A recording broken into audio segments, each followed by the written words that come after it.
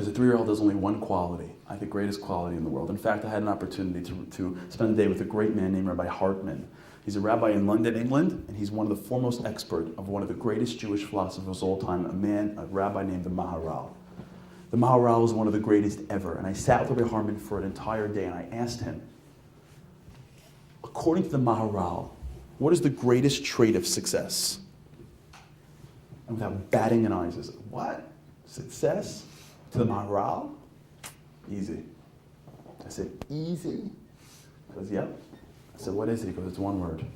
You master this one word, the world stands before you. I'm like, give me the word. He says, the word is called ratzon, desire. When someone has ratzon, poseach es yadecha, God opens his hand, umazbia, and he's satisfied, l'kol chai.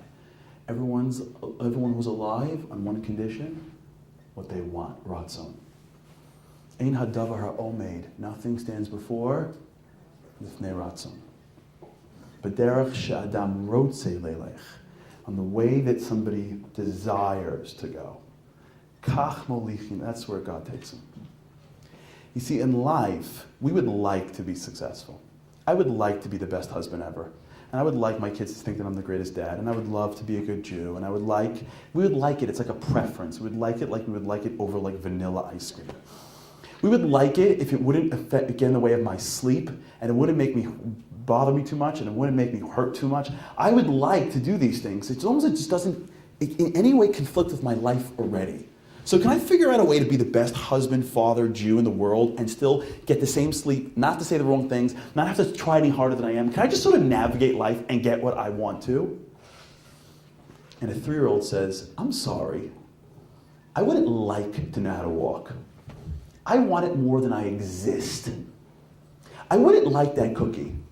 I want that cookie so much more than you don't want me to have that cookie. And if you don't believe me, look into my eyes. I'm going to fight you till I die or fall asleep, whatever comes first. And you know from the second they say I want a cookie, that's how far they're going to go. You just give it in right away.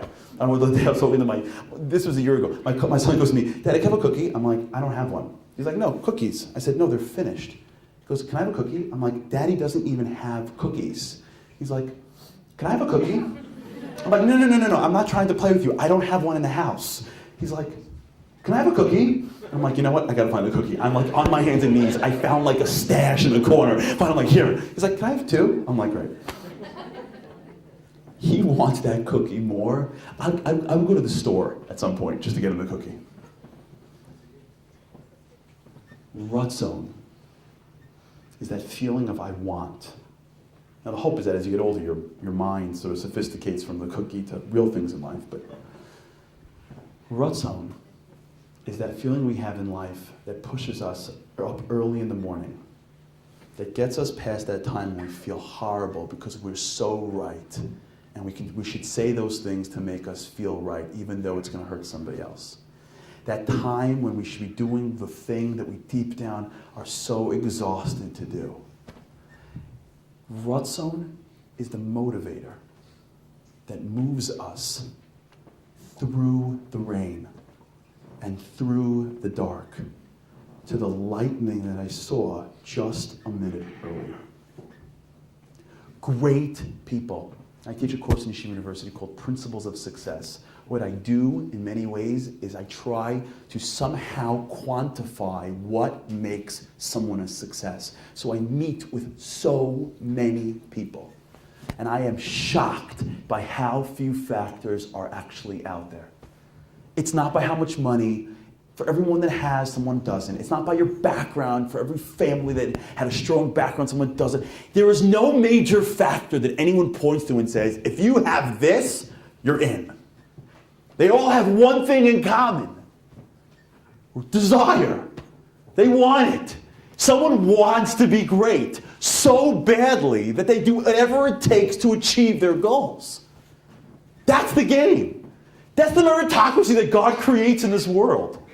He says, I put something inside you called a soul. This is what you want. If you're going to spend your whole life trying to be somebody else, you're never going to get what you want. And if you just follow the way you feel inspired, you're going to see how you could be the greatest you can be.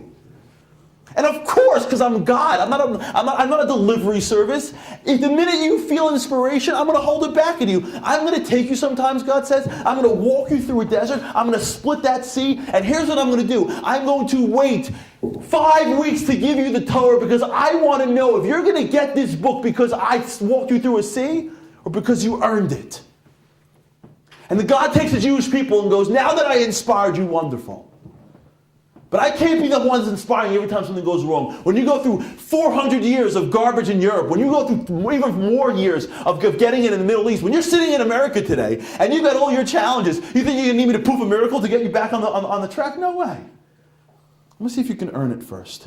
Why don't you go sit in the desert for a few weeks? And if you can be inspired in the desert, you climb the mountain yourself, I'll meet you at the top. Our job in life is to be those people that understand the secret of inspiration. And when I feel inspired, and when I see the true me right in front of me, to use ratzon, to use my inbred desire to ensure that I walk and I crawl and I climb to be the person that I'm meant to be. And when we live this way, we stop looking around to what everyone else has. We stop looking around to what everyone else thinks. We feel like we're being successful. It's here. It's in the gut. We don't need letters after our names. No one's got to hand us a plastic trophy. No one's got to make sure that our house is nicer. We don't have to worry about how late our model our car is. It's in the gut. We feel like the life that we have is the life that we're intended to have. That's true success. When you try to actualize your potential. My blessing to all of us is that we do those things and we fight those fights and we crawl and climb to where we need to crawl and climb, but we do not ever, ever settle for any areas of our lives that's not as great as they can be. And we use the gift of the 3-year-old to take us to the place that we at our life know we can go, to see the crack, to climb the mountain, and be the people we're meant to be. Thanks so much and have a good night.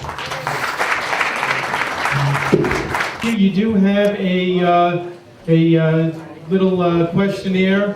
We ask that everybody fill one out. The JCC Marine Park would like to continue doing different events such as this. We need your feedback to feel how it is and what we did. Also, all our sponsors have different check marks. If anybody has anything that they would like a sponsor to get in touch with them, you can fill that out, leave your number, and we will get in touch with you after the event. There's also some dessert outside, coffee. We'll be walking around. Anybody who would like to ask any of the sponsors anything about any of the things they discussed, you're more than welcome to. Also, I have in the back of the room, we have different pamphlets, and you can create appointments if you like to do it on the spot. Thank you, and have a good night.